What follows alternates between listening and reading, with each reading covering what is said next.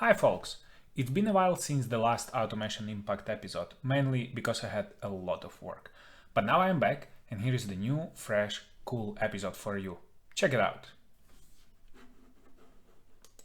Hello everyone! Today I am in with Danilo McGarry, who introduced himself interestingly from, I would tell sir about you, how you introduce yourself on LinkedIn, but later definitely would be glad if you can bring the light on what is behind each of those titles. So, Head of Automation and AI, International Keynote Speaker, recognized industry leaders by Times, ranked as a top 10 in the world. Sir, welcome. Today we are to speak about how automation will affect individual, company, and society. But before that, please bring the light on all those titles. And what are you doing nowadays?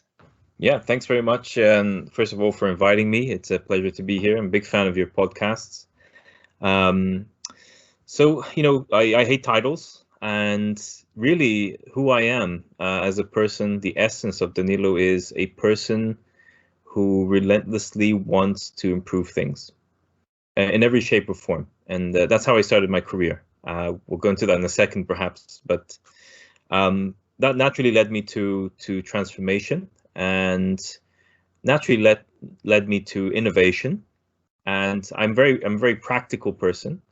So automation is a natural fit because automation is a practical form of transformation because you can quickly see the results and you can plan ahead, etc. So that's what I do for a day-to-day job. I also do that, as a keynote speaker. So I just go around the world. Before COVID, it was going around the world. Now it's just going around to different Zoom calls, talking in conferences, trying to disseminate good information into the market, trying to kill some, falsehoods about the things that are put into the market, and also just sharing my experience, the battle scars that I've had along the way. Things to do with the Times, etc. It's just that I've been in different publications. I'm actually proud to be in the Times. I think it's a great publication, and Bloomberg and a few others. But who I am at heart is just somebody who wants to change and improve things. And I think automation, innovation, and using a practical sense can be very, very transformational. Yeah, sir. And before getting into keynote speaker role and on getting on speaking to audience and sharing all this experience, I think that there is one aspect, big aspect which we need to consider here is like, what's your experience before that? So before you go and share that, yes, what are the knowledge and where the knowledge comes from, which you go and share about all this automation? What was your experience before getting on stage and speaking about it? Sure. So just, curious as a person, since a young age, always looking to make improvements, etc. Fast forward, my first ever real job was in Motorola. I was very lucky to be in Motorola when they were the kings of the phone jungle with the Razr phone, etc. And I worked in the innovation team. And my job was to run a forum between the finance team and the technical team in order to decide what are we going to invest in next in terms of innovation. It's a very interesting job, very, very lucky to have that job. So, I was, Motorola, the people who invented Six Sigma, very keen users of Kaizen and Kaiban, the very nature and basics of process reengineering, continuous improvements. So I really enjoyed that. And that's where I just took off into that space. Then all the roles I had after that, mostly in financial services, were to do with operational improvement, operational efficiency, looking at how to make the company better, faster, stronger, etc. And I just got a lot of very good breaks. Went into some managerial programs, which were very selective, and somehow I managed to get in, and just lived my way through it. I started doing automation before there were really any vendors in the market. So using macros, using scripts, re-engineering processes, etc. And then later on, as soon as Blue Prism came out, Automation Anywhere, UiPath, all of the different vendors, I started using them one by one. And I think up to date, I'm proud to say that I was the biggest client in the world for Blue Prism at one point, biggest client in the world for Automation Anywhere, and the biggest client in the world for UiPath. So I've used these tools extensively, and I think up to date now I've used 10 or 11 different automation tools, at large scale.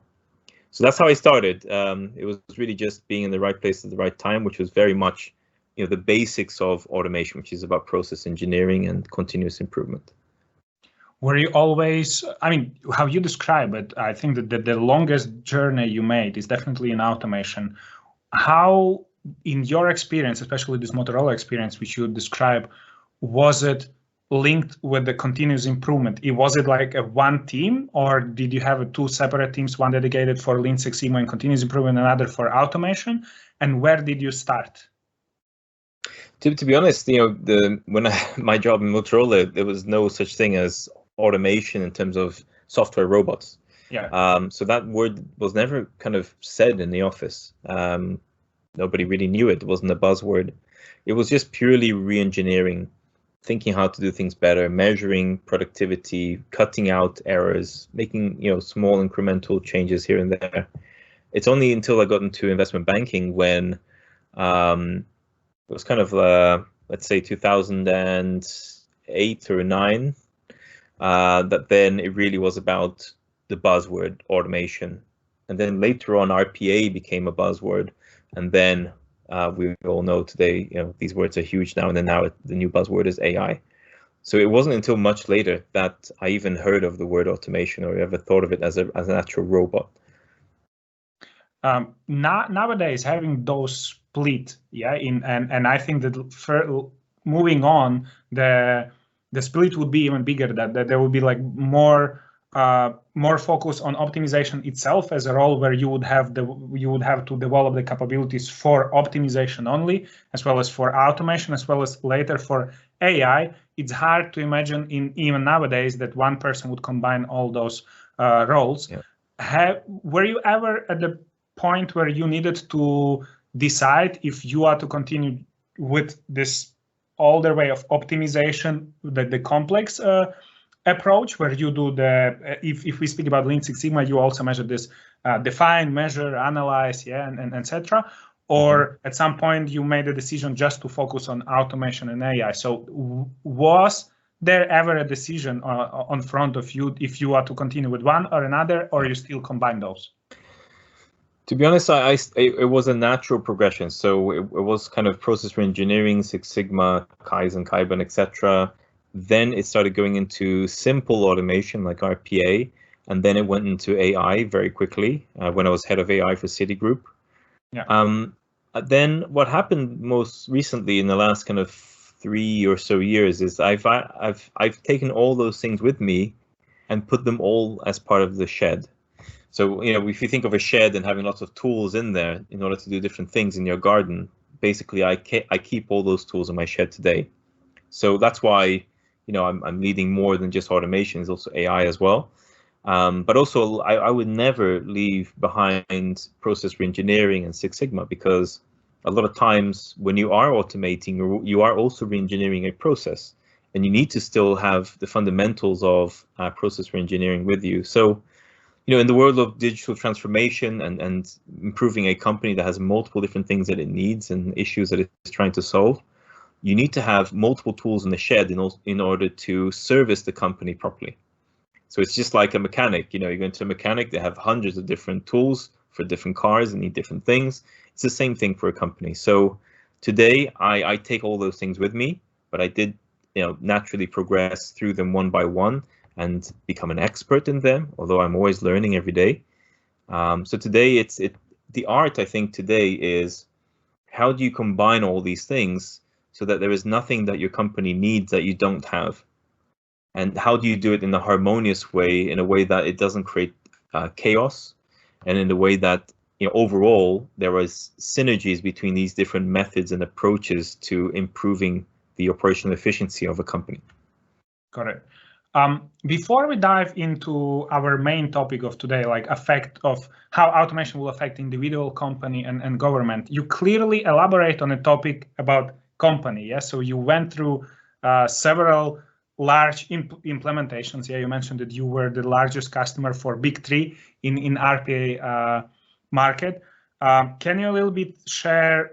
You mentioned also some government experience. So can you shortly elaborate on this? Because later we will also dive into a topic, but to warm up the interest also, what was your government experience? So there was a time where I completed just over a decade in banking. I was very tired. It was after the financial crisis, where I was doing multiple people's jobs. And also that was the time where I got the most promotions as well. So just, working hard, but I was very tired. I was burned out, and I was still very young, and I wanted to learn something different. So after becoming one of the youngest directors in Royal Bank of Canada, I left. I quit on the week that I got promoted, much to everybody's surprise, and I left. I was living in the UK. I then went to live in the Middle East. I set up my own consultation company in order to use my knowledge of digital transformation, AI, automation, to teach governments how to use this, because it was always lingering in my mind that one day, the private sector is going to take off in this area, as it always does with innovation, and then government's going to be, very much behind all of this, and all of the effects that can have on societies is really huge. So my little contribution to that, but also I saw an opportunity, was to open up a consultation company that would deal with governments. So I dealt with 13 different governments around the world, teaching them how to use automation, AI, and innovation in general in order to improve the way that they service their populations. So things like how to renew a passport faster, how to be more accurate in giving people speeding tickets, how to analyze populations and traffic information, things like that, how to optimize emergency services by using AI, very interesting things. And it really was, I was really amazed at the state that a lot of governments are in. They've only just started, at that point, getting used to Excel. So if you bring onto the table, robotics and AI, it was really a different world to them. But I was very lucky that I was in the UAE. UAE is very much forward thinking, Saudi Arabia as well, thinking about the 2030 city. They're always thinking ahead. So I started really working with them first and then spreading out to governments around the world. But that was it, really, trying to give my contribution in order so that governments catch up in this very fast-paced environment. That was my next question, and you partially already answered that. So what was your first country or the government where you started to do these initiatives, and if you still remember the first use case that you were touching there? Oh God, I'm actually not allowed to speak about which government for what reason. It's always tricky when you work with governments. Yeah. But it was a government in the African continent. I was invited for a week-long trip in order to talk to ministers about AI and automation. And out of that, we built a roadmap for the next 3 years of what the country is going to use that for, and who are they going to give that work to, et cetera, et cetera. So it was a whole strategic workshop around that. And then I left and I supported it from a distance. But it was, very basic things like, how do they get away from using papers in government offices? How do they digitize everything? So going really back to the beginning, because if you don't digitize stuff, it's very hard to put robotics and AI onto it unless it's on the computer. What kind of camera systems would they need to do facial recognition? That kind of stuff. So it was very much around security, and it was very much around just cutting costs, because governments just, not looking always at being the most efficient operations. For once, they were thinking about using their budgets a little bit better, so that they can get more out of the tax income that they get, so they can give back to the population. And also things like, I also ended up getting involved in things like blockchain. How can that be used for identity purposes? Companies like Estonia using that very thoroughly now. blockchain identities and things like that. So that's also very interesting. And also with everything's coming back. Working with certain departments in countries where they deal with traffic. Dealing with cars and registration of cars and things like that. How can AI and automation be used along with blockchain in order, when you're selling cars, when you're receiving speeding tickets, how can it be given to a person more accurately so that they don't lose revenue as well. So it was just very varied. The beauty of it is that it was a greenfield. Most of the governments have never used AI, especially for their day-to-day operations. So every day I got a different use case, a different thing to work on. It was very exciting. Yeah. Later we will get to this topic also, and we will try to define the AI, because whenever I mention this AI, I always use the quotation marks because there is like a bunch of technologies behind it. Sure, let's dive in. So impact of automation on three aspects. We have individual, we have company, and we have government, where with your rich experience in the last two, I wouldn't spend much time with the individual itself, because I think that it was quite often discussed in many different aspects. But I still want to ask one question, which is quite regular in when it touched the individual. You were mentioning about the city 2030 and the city of the future, etc. The role of individual in like 2030, and my question would be, automation will take my job. Yeah, so automation will replace human. Can you elaborate on this? This is the only question I would have to individual, then we move on to company and government topics. So look, humans are beautiful, complex creatures. We can do things that are subconscious without even really thinking about it. There's almost there's a huge way to go for a type of robot or a type of AI to replace a human. Okay, but one thing that we have to recognize is that even though we're beautiful, complex creatures that can do amazing things, we are given robotic work to do at work. So things like copying and pasting, reconciliations, sending out mass emails, all this really repetitive stuff that we could do almost in our sleep. And this is the bit that can be replaced. And that needs to be made very clear. And I think one thing that people need to do is they need to get rid of robophobia. They need to get rid of the fear of robots taking over them. They're never going to be replaced as humans, but the robotic work that people do will be replaced. And if a company has, a team that's doing something very robotic, like scanning pieces of information and taking a file, saving it in a folder, or going into a specific place to download files, something very robotic like that, or doing a reconciliation of some sort.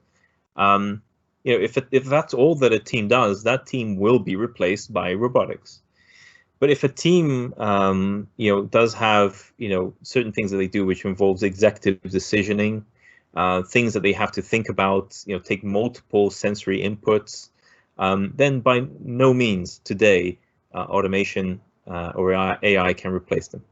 And that's a very clear distinction that people have to make, because I think a lot of times people go to the very high level summary that automation will replace people. That's not the case necessarily, but it's the case when people do robotic work. Yeah, and linking on that, like on one hand, you have mentioned this robophobia, but on the other hand, still nowadays companies are driven by FTE saving mania. So that I will implement RPA to release FTEs, to save the cost on exactly this robotic work, etc. And I find it as a short-term goals, where in the projects which last longer for us, we already observed that this very quickly shifted from, the focus very quickly shifted from this FTE saving mania to realizing the bigger aspects of automation, bigger aspects of AI and all the quality improvements and improvements of experience, where we can speak about the user experience, about the customer experience, employee experience, company experience. If we are to say that FTE saving money is a short-term goal. What is the long-term vision for the company, or what vision the company should create when approaching this automation, when approaching the AI? What is the company stage of 2030 when we speak about the automation and AI? Yeah, that's a good point. So to answer that question, I have to go back a little. So, automation in effect, when you're going to automate something, you need to understand exactly what a person is doing at a click level. Every click, every stroke of the keyboard, you have to understand exactly why they do things and look at all the decision trees that they go through for a specific process. There's nothing else that you do in working life that requires you that level of information. Nothing. So automation forces the topic of what are people doing? And it's one of the few or only things that does that in work today. So when you do that, you start understanding why the company is working in a certain way, why certain teams are taking longer than others, etc., etc. So by doing that, you very quickly start, putting the company in a way that they become experts in what they do again. They come out of their subconscious and they come and think about things more strategically. It forces the topic. When you force that topic, you end up doing a lot of things. You end up giving the company a backbone in terms of how do we do things better. But really, this time, we're really asking how do we do things because we need to know it so that we can automate it. When you do that, you bring people closer together. You get people talking in between different teams. You get out of that team silo that exists in every company. So collaboration goes through the roof. Then, because you're doing that and you're doing it from the ground up, you're looking at the exact things that you're doing, you end up eventually impacting your clients. So the NPS score, the Net Promoter Score, different scores for measuring how happy clients are, that usually eventually gets affected by automation. Sometimes quickly, sometimes it takes a while. Because people are being given the chance to reskill and being given the chance to actually enjoy their work again and give the robotic work away and do more interesting things, employee satisfaction has shown through research that it also goes up. Sometimes exponentially, depending what kind of team and company you're in. So employee benefits, employee satisfaction goes up. Attrition rates go down. The cost of hiring, the cost of training people goes down because less people are leaving. Because you have automation, you can do more work safely with less people or the same amount of people, which means that you need less real estate, which means that the biggest costs in companies today are real estate and salaries of people, right? So if you eliminate having as much real estate, that's a huge saving as well. So there is a lot of tangible and intangible benefits of automation. Some of them, which people don't mention, like the real estate thing, that's very tangible. If a client is happier and it comes to an NPS scores, that's tangible. Employee attrition rates going down, that's tangible. One thing that I do in most of my programs is I measure something called manual touch points, MTP. So that's basically how manual is the company by measuring how many times people click their mouse and type on their keyboard. So usually what I see is if a company has 4 billion touch points a year and we introduce automation, one measure of success and one measure of intangible benefit is if over time the manual touch points of humans is going down because of the work you're automating, and the manual touch points of robots is going up, as soon as you have that cross point between humans and robotics, when robots start doing more manual work than humans, that to me, I think, is a very great measurement of success. But can you put a number in it? No, but you got to look at everything holistically, and you got to understand that a lot of people who don't understand this stuff very well, because of ignorance or because of just lack of understanding, not everybody's going to be a genius and everything. The natural question is, how many FTEs did you save? But they don't understand that robotics stays alive for years. You build a robot today, it will stay alive for the next 3 or 4 years, and the benefits snowball, tangible and intangible. So the FTE benefit actually comes in the long run In the short run, you can have some quick wins, sure, but in the long run, that's when you get the real FTE benefits. So it just snowballs. Intangible, it snowballs over time. So I just gave a few examples there because, yeah, everybody just talks about FTE savings, but there's actually it's a much bigger picture, what automation does to a company and the kind of topics that it forces. So yeah, pretty big picture stuff. Yeah, sure, appreciate it. And with answering this question, you probably trigger few more in my head. Go ahead. First of all, talking about this manual touch points, how do you measure that? Do you have any recommendations of what are the best ways of capturing this before and after picture? There are some sleeper apps that you can put on computers that measure clicks, clicks of a mouse, clicks of a keyboard. And what you need to do, the hard part is not that. There are many vendors that do this. The hard part is collecting all of that together so that you can visualize it in Tableau or something else. So you need one or two decent data scientists to put that together for you, and depends on the organization as well and the setup. But there's some basic off-the-shelf companies you can talk to and then ask for the service. It's a sleeper app basically on the computer. Yeah. Besides the clicks and mouse interactions and keyboard interactions, do you try also to capture the process already in this stage, or it is only quantifying this manual touch points, as you said? So do you try to somehow make it as a part of your process mapping? Of course, look, to measure success and in order to measure processes, you need to actually measure the process. I just like to look at manual touch points as a very high level number because people they underestimate how manual a company is. And if when you have that breaking point where robots start doing more manual work than humans, that's when you should start expecting some real big benefits out of automation. So it's just a high level measurement of how manual is my company today, how manual is it a year, 2 years from now after automation has been introduced.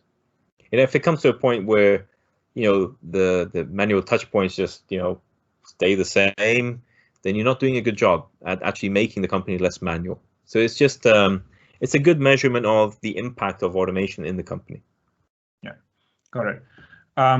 You have mentioned several aspects where the quality and the overall experience gets improved. You mentioned customer satisfaction, which quite often is a more not the initial goal of automation, because automation focuses on internal operations. It is quite often the result of automation. But when it comes to employee satisfaction, it is not that passive indicator where company needs to put the effort to achieve this employee satisfaction, because in some cases this automation, especially in the short term, can also cause employee dissatisfaction. So my question to you would be, if we can a little bit elaborate on the journey from the company today before having automation to the company with having automation already implemented and achieving these points of employee satisfaction. So how, after approaching the first quick wins, after approaching the first savings, and after also releasing the FTEs, not necessarily people,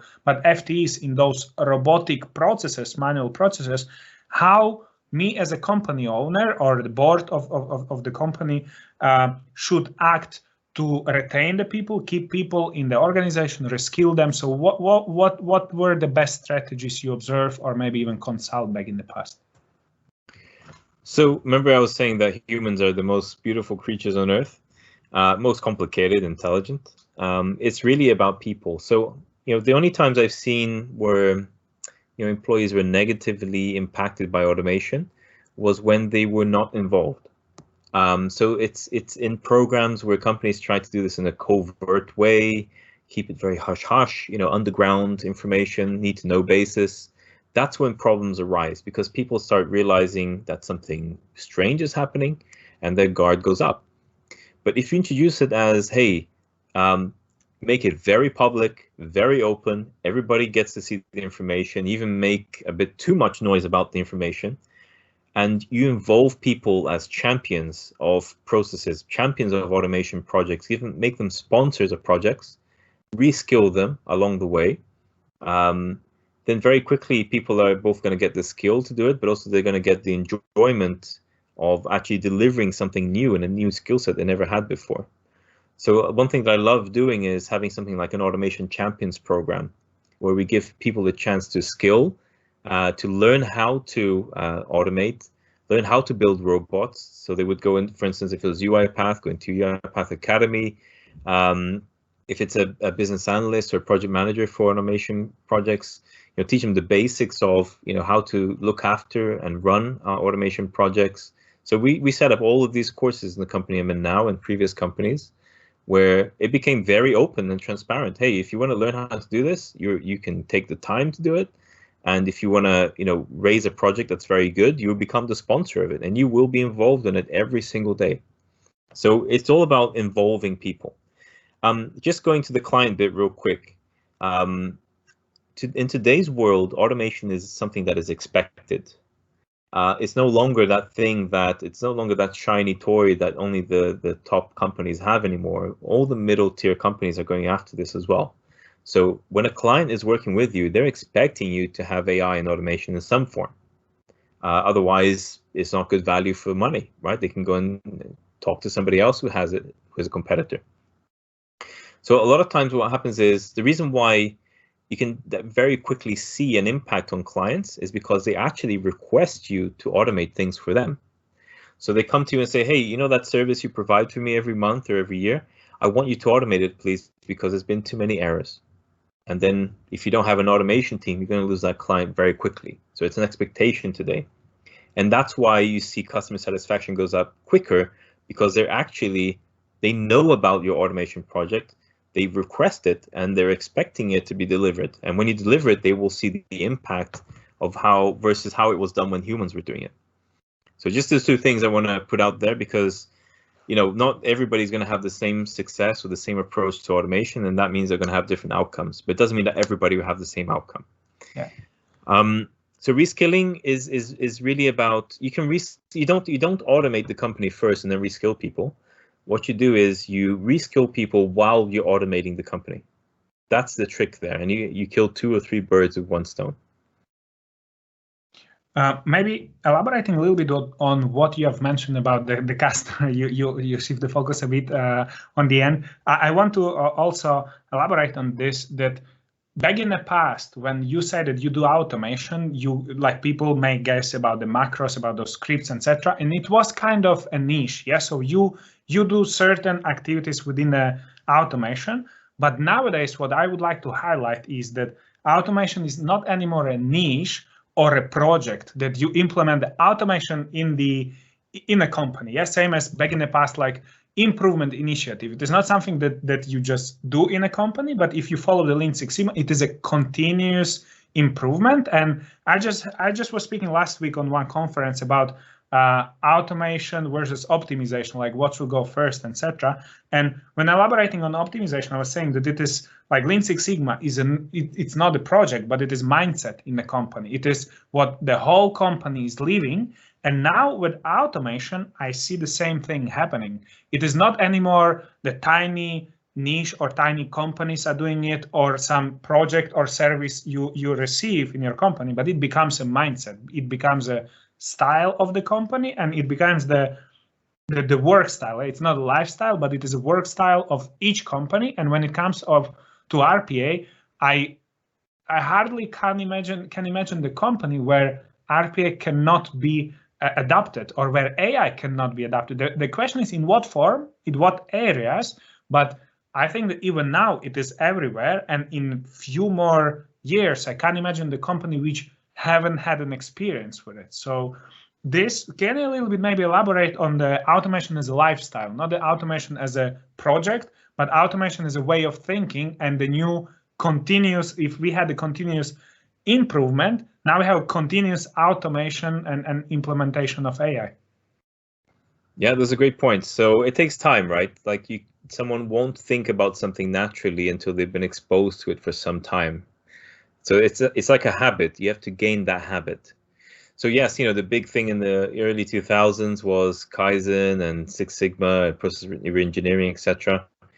I really think that the new version of that is happening now, and it will be very widespread, so that by the end of this year, beginning of next year, the new movement of that will be continuous automation. So It just takes time, though. Some companies take 1 or 2 or 3 years to come round to that, but eventually, you know, what's going to happen in the near future is, as a company matures in their automation journey, their workforce will no longer become, you know, operation people. They're going to become operation/IT people, where they're going to be having the tools around them in order to automate things. If they're not technical, they will have a low-code solution. If they're a little bit technical, they have something that's a bit more sophisticated. So there's going to become, there'll be a time very soon, it's already happening in a lot of companies, where this hybrid, this fusion will happen between operations and IT, where the normal worker will be this new version, this new operations 2.0, which is a mixture of the two. And that's when, you know, that's the difference between a company that doesn't have automation today. The operations people are just doing things, you know, like they're told, and sometimes they think of something better to do, and they're doing it to get a paycheck and get out the door and go and do what they really like.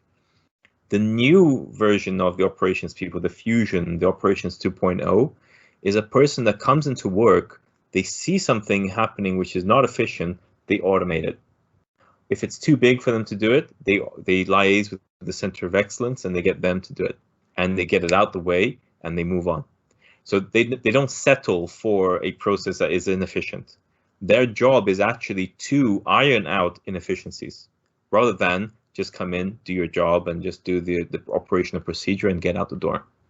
So that's the worker of the future, and that's the continuous automation phrase, which I really like, which I think is really picking up, and that's the future worker that we're going to be seeing, you know, everywhere in the next couple of years. Yeah, and I think that in the last 2 years we had quite strong natural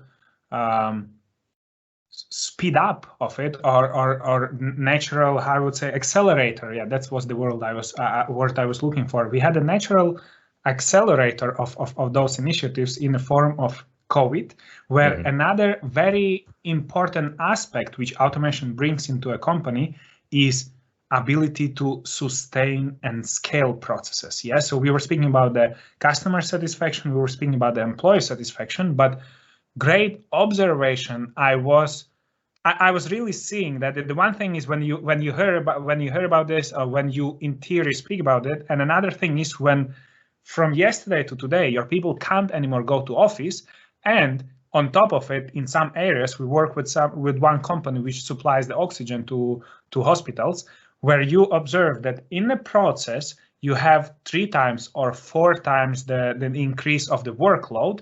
And for me, it was impressive to see how easy it was to handle it with robots. So I think that another aspect which it brings to a company is ability to scale and ability to sustain, even if, like, keeping in mind as a customer satisfaction and employee experience, even if it is like longer term goal and longer term achievement, but having automation in place nowadays, you already contribute a lot to this, again, scaling and sustainability of your business. Would you like to elaborate or add a few words to this aspect, because we didn't touch it before? Yeah.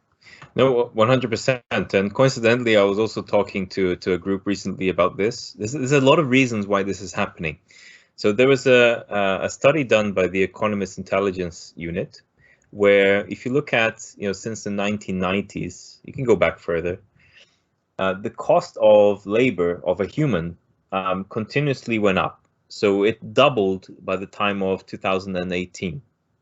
So the cost of a person at 1990, 2018 doubled, the average cost. The average cost of a robot license from 1990, I mean, there was almost no companies around then, so early 2000s, until today, 2021, it went down by more than 8 times.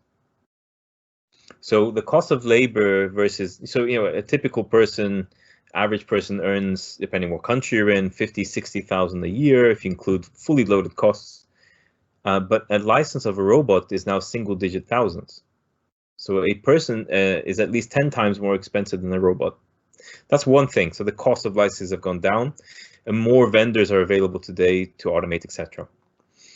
The other thing is also talent. Today, there's a lot more talent available for you to hire, which can do automation than there was 3 or 4 years ago.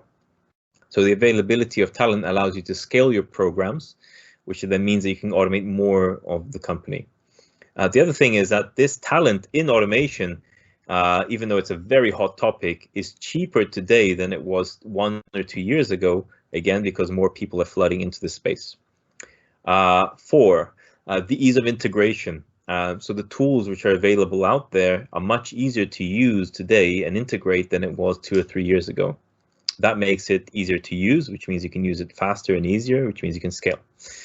The maturity of the vendors in the market in terms of the implementation partners, the technology consultancy companies that can help you in this space has gone up like crazy because they have a lot of battle scars. They've used this on a lot of clients. So that means they can help more people and they can give their wisdom to companies that they consult for. Use cases, the amount of use cases that automation has been used on has grown exponentially. This is because of the improvement in the technology, right? So OCR is more available today, NLP is more available today, RPA is off the shelf, AI for a lot of particular things are becoming off the shelf. So if you have more technology, more capabilities, you can do more automations in different departments for different use cases. So that has also accelerated the adoption and the scalability of this technology because you can use it for more things. Just to finish a few more, if your competitors are doing it, you have to do it. Otherwise, you're going to die very soon. So it's a question of competitive relevance. If you're not doing it, you will die, etc. And probably the last thing I can think of, and just thinking off the top of my head here, regulatory acceptance.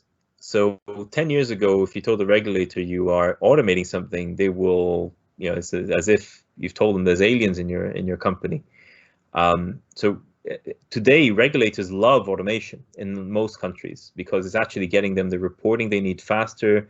A lot of less errors are happening. We're able to pick up abnormal situations quicker.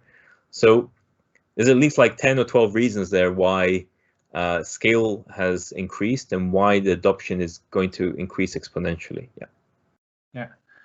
You have named quite many accelerators, accelerating factors since the last 10, even 20 years. Yeah, and keeping in mind all these acceleration factors, and even I think that it keeps on going. I think that if we check it again in 2 or 3 years, maybe the cost of labor will again get even higher, as well as cost of automation on a not yearly basis, but even on a monthly basis gets new updates, new competition, etc. So gets lower and lower. Keeping this in mind, we still understand that the speed of automation in the companies will just get higher, where with the speed of technology doesn't necessarily mean the speed of mindset changing, and this change management, etc. My question to you would be, imagine the company in which those changes on a technical level are adopted much earlier than the mindset changes, and still you are to deal with the fact that you release the FTEs, you have many processes automated, and you have many people who tomorrow don't need to do any more this manual stuff. Ethical aspect of it on a company level, as a company owners and etc. How to deal with this ethical aspect of if you literally really don't need this many people, how to approach and what is the ethical aspect of it and what is the longer term solution to that? Ooh, big topic. Look, it's not going to happen overnight. So it's not something that we're going to wake up tomorrow or next Monday and be like, oh, half the people in the company are not needed. It's really going to, even though technology is really accelerating and it's really getting better over time, short period of time, it's still going to take time for companies to adopt it and for the mindset to change and to really realize the power of this technology. So that will buy us some time. But regardless of that, I think some companies are very aggressive in their automation journeys. It is about the bottom line. It is about giving that result back to shareholders. And eventually there will be a situation where a lot of companies do that because of competition with each other. And there will be, that the governments will be playing catch up. And this is something I've been warning about for years now. And I do hope governments do listen out to this. So there will be, I've predicted in the last couple of months, and every year I update this, that, by 2030, unemployment rates will be something like 15 to 18%. And a large majority of that will be because of the acceleration of automation and companies not needing at that point yet to be ethical in retraining their people and retaining their staff, because they're trying to go after the best profits possible. Now, I think the one thing that's going to instigate a change there is governments, because governments are going to say, hang on a second, you're doing this too fast. We're not ready. The education system is not ready. If you're going to do that, we're going to impose a new tax on you. So I wrote an article 2 years ago now about robot tax. So governments, finding a new way to tax companies because they're receiving more profits, they're paying more taxes anyway. But anyway, introducing a new type of tax because companies have robotics. What they should do with that money, if they are efficient, is then using that money to put it into bursaries, where they then allow people to reskill. And by then, hopefully, education system and universities would have caught up. There'll be a lot more courses on AI, etc. And then allowing people the money and the allowance to go back and reskill, or forcing a certain percentage of people to be reskilled by the company so that they can be repurposed and be used for something else. But you see, this is always the fear with innovation, right? Whenever something innovative comes in, the fear is always that the worst will happen. I think that something bad will happen for a while, but very quickly, because of the new technology, this will open up new spaces in the economy. New jobs will come up, and those will be filled by people.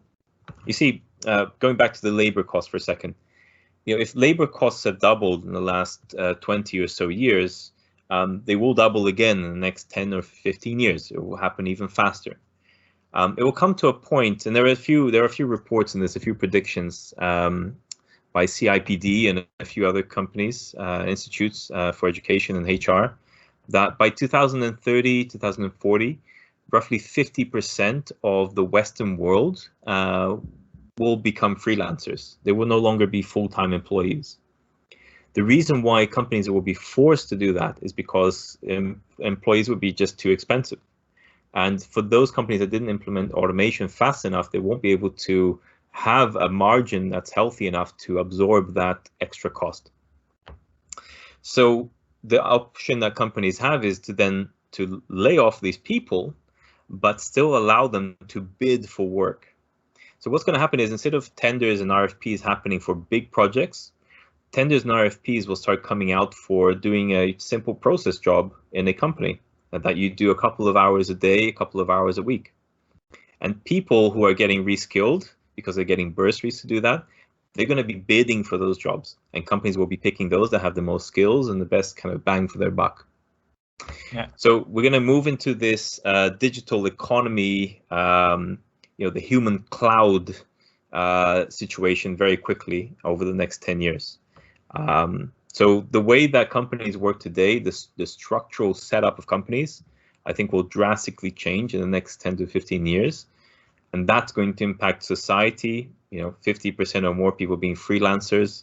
I mean, that's going to have an enormous impact on people's lives for a lot of good reasons, I think. And just the way that we work will change. It's going to be a lot more segregated silos.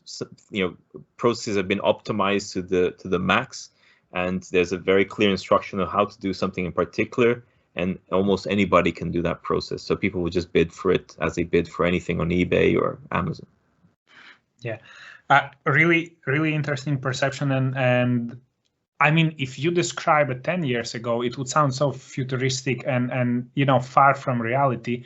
But nowadays, it's not that hard to imagine it anymore. And I think that, as you said, I doubt that the next double of the labor cost would happen in upcoming 20 years, but rather it will happen in 10 or even less years, seeing how the technologies evolve and how I hope also the value of labor cost would also positively evolve to deserve this double or whatever price. And I was putting this question by purpose because, I mean, on individual and the company level, it is still a matter of choice when how to approach automation, how to deal with this, etc.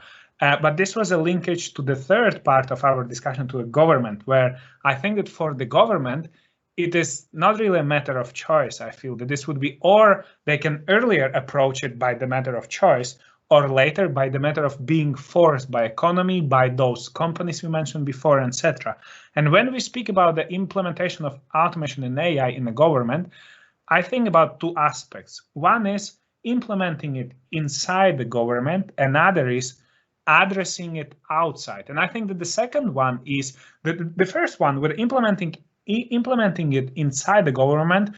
I don't see that big difference than in any other company. Like we can, and definitely have a bigger experience in that, and I would like you to elaborate on that. But in my opinion, it is just another organization where you look for use cases, you look for manual touch points, you measure it, you automate it, etc.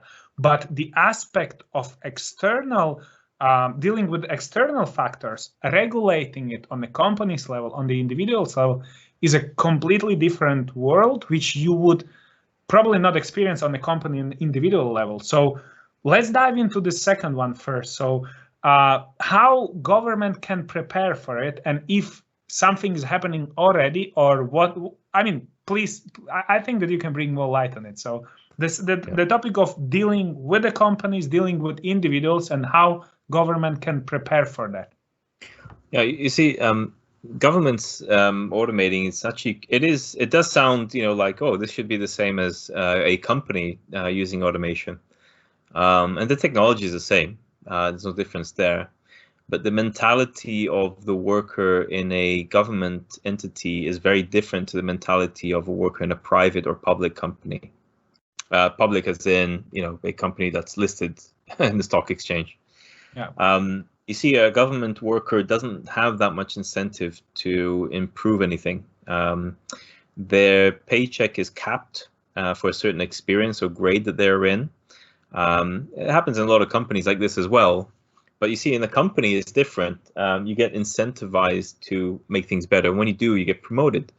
And when you do, you get a bigger bonus, or other things happen. You get other incentives.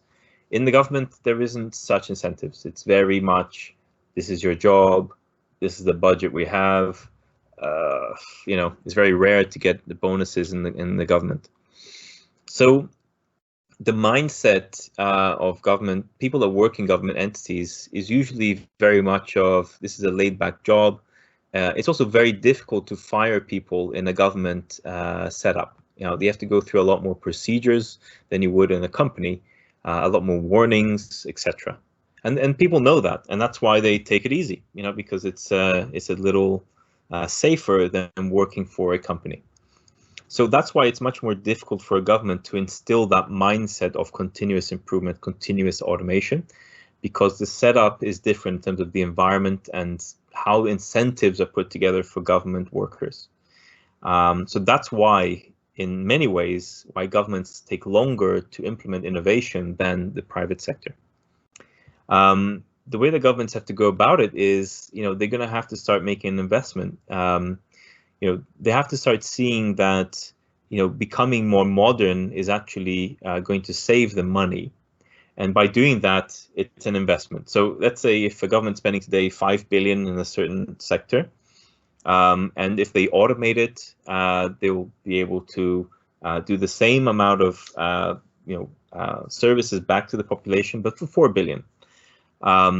But they would have to spend 100 million in people and resources in order to make that happen. So I think that business mindset is going to start coming more to the government sector. You see a lot of very high, very respected business people going into government, and that's happening more and more. It's just a different mindset. That's the problem, and a different setup. But I think you'll eventually get there. They will be forced to get there because the private sector is going to be so much further ahead than the government sector in the next few years. Yeah, but on the one hand, we are now speaking about the investing into innovation inside the government, yeah, and there I think that we will always have some front runners, will have some also outsiders, etc. But sooner or later, the automation will get to and AI will get to governments. Just interrupt you for a second, sorry, because something I didn't say. You see, I think there's a build-up happening in the next few years. There's a catalyst that's going to change this mindset. And now we have to talk about a bigger topic, not just automation, AI, but things like, blockchain coming into governments. That's happening faster and faster. Things like cryptocurrencies. A lot of speculation today around, how fiat currencies are overinflated because of continuous, quantitative easing and printing of money. It doesn't make sense anymore to have the current currencies that we have today. So I think a lot of these things are going to converge in very close dates to each other, where eventually digital currencies will become the thing. We're going to start questioning how the democratic economic makeup of our society is. Blockchain will come in to make things a lot fairer, and then AI will be recognized as the ultimate brother to blockchain and cryptocurrency. So I think a lot of things, a lot of other technologies which are game changing, genomics as well, a huge one, are going to converge together, and it's going to come to a point where it's going to be like, why the hell are we not doing things differently? Why are we not scaling these technologies to just bring things to a different level? And that's when the catalyst will happen, where governments will kind of wake up, throw everything out the window and start again when we have a new system that is put in place. So that's a little scary, but I do believe that will happen soon because of AI, but also because of the other technologies we just talked about now. Do you see it internal driven or external forced? I mean, government per government, it may differ, but do you believe in some governments making it internal driven? Or you think that it would, I mean, obviously what you are describing is what will be definitely external force. Even if government ignores it, I think that they can ignore it until certain moment, but not forever. So I can easily imagine sooner or later external force of these factors. Can you also imagine that the most progressive governments having it internal driven? Yeah, it is happening already. So, China, huge respect to them. They're very quickly catching up the AI race and the cryptocurrency blockchain race. They have already their own digital coins. They have already their own blockchains. It kind of defeats the purpose, though, because it's a government-controlled blockchain. So not really what it's supposed to be. I think the US will eventually catch up to that, and they're going to make their own version of it. But I think anyway, that's not going to fix the actual problem. I don't think that's going to be when the convergence happens and everything is thrown out the window and a new system comes into play. I think it's going to be very much driven by the public population, not governments. Because you see, governments are still trying to maintain control of all these things. And with blockchain and crypto, you can't do that. And with AI, it's very much a private sector game still. So yeah, I don't know the answers to all these questions, but one thing I know is that, one thing that makes a lot of sense to me, at least personally, is that a new democratic system will need to come in soon, which makes a lot more sense than what we have today. Things that actually goes back to value, things that goes back to setting things up properly and with efficiencies in place, so that we can use our resources much more in a much smarter way, because at the moment a lot of things don't make sense in the current systems that we have set up. Yeah, there was one guy I was following for quite some time and still like to listen to his speeches. Jacques Fresco, he died like a few years ago. He was presenting himself as a futurist, and he was mentioning always that it doesn't matter how, if we have a democracy or any other form of politics in the power currently, I think that he was mentioning that the best way to make a decision is a data-driven. So it should not be based on one or another mindset or party or privileges, etc.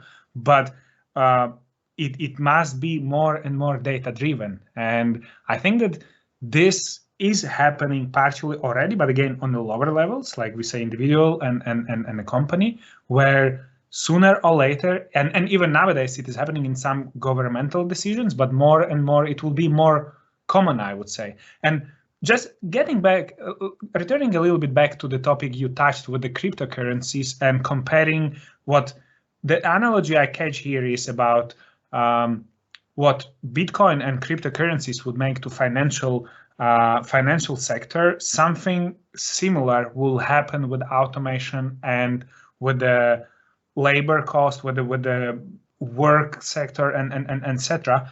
The difference which I see is that with automation penetrating the work style, it is something what is happening already and happening smooth. So it is like I think that more step by step, and I think that it is happening more naturally than with financial sector. But because with financial sector, what you describe, I think that and in one moment there will be a bigger switch. You can't just somehow hiddenly to implement several government currencies.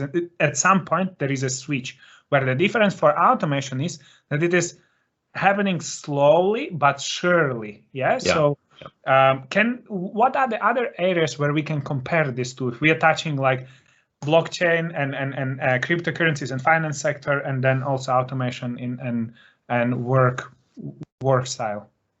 I think it's just cycles, right? If you look back in history, when we used to have horses, and one day we started using cars, and a new mode of transportation came to play.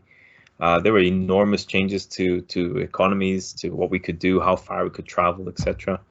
I think it's just cycles, right? Like if you look at the average age of a currency, it's around 15 to 18 years. There are different reports out, and the US, the US dollar is definitely way beyond that. So it's time for something new. I think it's just human nature, right? They say that an empty mind is a devil's mind. So if you're not busy, or if things get into a mode that's too automatic, you start just as humans inventing things to do, and inventing things to make life interesting. It's just that thing that if you want to live your life in a peaceful way, it won't happen forever. You're going to have cycles of peace and cycles of chaos. And that happens on the personal level and business level, etc. So I think it's just because of human nature that this stuff happens. I can't think of other things to compare it with right now, but I think it's just to do with cycles. Everything in the world happens around cycles. Birth, death, booms and busts in economies. There's a lot of patterns, there's a lot of cycles. It doesn't mean that the things that happen in history are going to repeat itself. But one thing that we can say that definitely repeats itself is that things go around in cycles. So it's just time for a new cycle, time for a new world order, time for a new way of working, time for a new way to think about life. I think for too long, since the Rockefeller and Ford era, when automation first started in the automotive industry, which is where really it took off, we were put into this belief that we have to work faster. We have to do more with the same pair of hands. This conveyor belt situation of, I put a little piece in, he puts a little piece in, and she does, and then we make a car. We've been built into this situation of becoming robots. And I think now with the new generation coming up, millennials, Generation Z, etc., they have different mindsets. They have different things they want for their life. They want to enjoy themselves. They want to go out and have fun. They don't have this thing of having pride in their work, having pride in building something with their hands. They grew up in a different space than people who are Generation X, etc. So I think all of that's going to force the questions of, why are we really here? Are we here to be robots and to do a job that we hate? Or are we here to do creative things? Are we here to solve bigger problems like, how to, save the world from greenhouse gases, and how to colonize different planets? I think there are a lot more interesting topics coming up today than people sitting in an office copying and pasting stuff. And I think it's that generation which are coming into power now. They're going through the junior ranks now. They're going to become CEOs very soon. It's them that's really going to say, hey, enough is enough. I don't want to be a robot anymore. I want to be a human. Let's put all the robotic stuff aside and automate it, and let's go and enjoy the human aspects to life like it should be. Yeah, absolutely. And talking of beliefs, you were saying also about like those false or wrong beliefs of we must work faster, we must work more, we must deliver more in shorter period of time, etc. One of the longest living beliefs which I observe is that we work 40 hours a week, which is like it is back then since industrial times, yeah, where you were working in a factory, etc. I think that we become, I'm sure that there are some researchers also on this topic, as you were comparing the labor cost went like 2 times higher, or the robot cost went 8 times lower, etc. I think that the productivity of human being increased definitely more than 2 times, but in the same time, we don't observe that the working hours got even, I don't know, 30% less. We still work the traditional, I don't know, 35 to 50 hours, depending on the country, etc. But I think that one of the roles of government is to also balance it, and also with the getting more effectiveness from the people and from this labor. I think that we also should question if we still need to work 8 hours overall, if we should still work for such a long time when we are much more efficient. So what do you think about this? Yeah, so there's a lot of accelerators. Here I go into accelerator mode again. So if you observe around you, there's a lot of interesting situations where, you know, there's a lot of talk of 3-day weekends, right? Yeah. A lot of countries are actually testing it, and a lot of countries have already started introducing it. 3-day weekends, 3-day weekends. Why? Because we as humans, we're exhausted. We're not machines, but we're behaving like machines. Why are all these really fun workspaces coming up now? And every company now needs to have a fun workspace like WeWorks or a Google Space, where you have PlayStations and bean bags and, you know, coffee areas, a barista that makes your favorite coffee every day for free. And because we want to have more fun. We're sick of being in that situation where we just have to be robots every day. Can't have any emotions at work, you know, because you can get fired for that. So again, for Generation X, this is kind of, we're still in the middle. We're sitting on the fence because our parents were very hardworking. You know, the thing of building things with your hands, etc., taking pride in your work is still instilled in us because of our parents and what we saw around us in our environment. But the new generation, Generation Z, millennials, I'm still kind of almost a millennial. You know, they're starting to, they see things totally different. They're like 3-day weekends. Yeah, let's do it tomorrow. You know, they are not afraid to be radical because they don't have such an influence from their parents, which are kind of sitting on the fence from Generation X. You know, they can think more freely, and they don't have so many things embedded into their heads of this 40-hour work week, etc.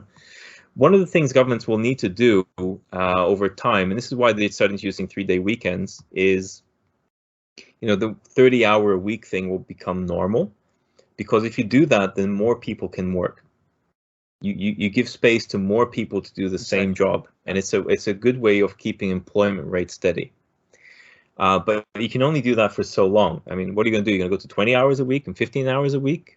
Then people won't earn enough in this inflationary environment that we're in, because governments don't stop printing money. So anyway, no matter what happens, there'll be a lot of little things put in place to help cushion the blow, but there will be that convergence that happens when the new world order comes in, and, you know, we click our fingers and put something new in place that makes sense. The only thing that I hope, and it didn't happen with coronavirus, it was a good test for us, is when this convergence happens of these 4 or 5 technologies and the impact it has on the world, that I hope that we come together as countries and we put this new system in place together. And unfortunately, because of human nature, again, this won't happen because of, you know, this thing of being competitive, wanting to be the world's #1, etc. But I hope we've learned our lesson from the Corona times, because in the beginning there was a lot of, you know, finger pointing, a lot of blaming, a lot of you know, behavior which you know, wasn't very collaborative. So I hope we've learned how to become more collaborative, but maybe it'll take another disaster for us to really learn how to do that. Hopefully not, or hopefully not that big one as we have nowadays. I would quickly return to also being conscious of the time. I think that this discussion may continue for several more hours, but we are getting closer to the end of our discussion, and we will try to summarize it. When you were elaborating on the topic of, I don't know, from 40 hours to 30 hours working week and 3 days weekend, etc., then you were questioning 20 hours working week, etc. I remember the Batman sample you made in our prior discussion back in the past. So, and it links to my next question. What do you see as I don't know, top 3 challenges in which we will have associated with automation and AI, as well as later, my next question, maybe we can somehow link it together, would be what would be the suggestions if we have some to address those challenges?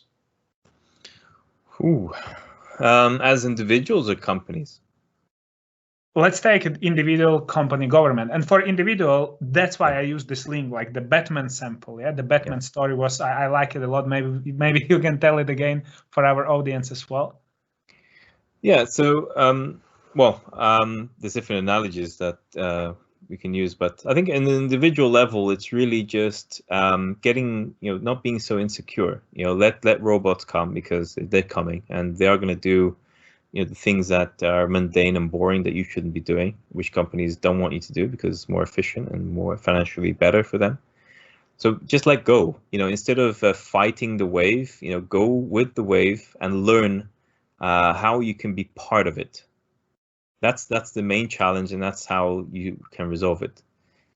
The other thing is at the company level is, of course, go after profits and become super efficient.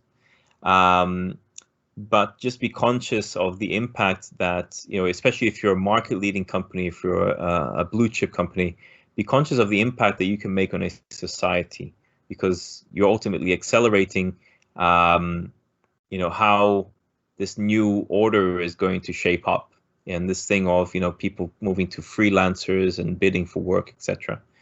And then on the government level is, for goodness sake, wake up and become like a company, think a little bit like a company, try to serve your people better by using technology, so that you don't ultimately become responsible for a disaster that happens later that you then end up having to correct. And when you do that, you can never do things properly because you're firefighting. So just think a little bit more strategically. Stop thinking about arguments in the politics chamber, and start thinking a little bit more about the population that you serve and how can you do it better. These are some of the things to look out for and how to solve it, in my opinion. Sure. And going through all our discussion and listening to all those different aspects and what are the challenges as well as improvements we have to face.